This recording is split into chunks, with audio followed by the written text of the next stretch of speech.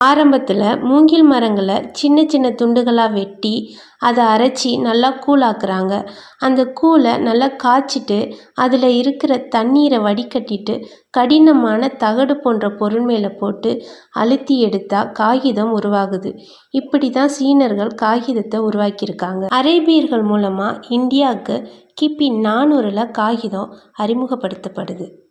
தற்போது வர உயரிய வகையில் காகிதம் நம்ம நாட்டில் தான் பயன்படுத்தப்படுது. இந்தியாவில் தான் 25% பருத்தி இலையை பயன்படுத்தி காகிதத்தை உருவாக்குறோம்.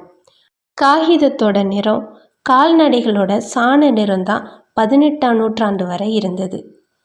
சார்லஸ் மற்றும் கெல்லர் இருவரும் இணைந்து 1844ஆம் ஆண்டு வெள்ளை நிறத்தில் உருவாக்குற தொழில்நுட்பத்தை கண்டுபிடிச்சாங்க.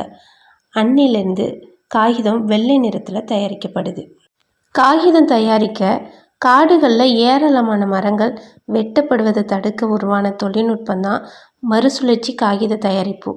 இதனால் கிடைக்கும் நன்மைகள் ஏராளம். இந்த முறையில் காகிதம் தயாரிக்கும் போது உதாரணத்துக்கு 1 டன் காகிதம் தயாரித்தா 4100 கிலோவாட் மின்சாரத்தை சேமிக்கலாம். காற்று மாசுபாடு 74% குறைகிறது. நீர் மாசுபாடு 34% குறைகிறது.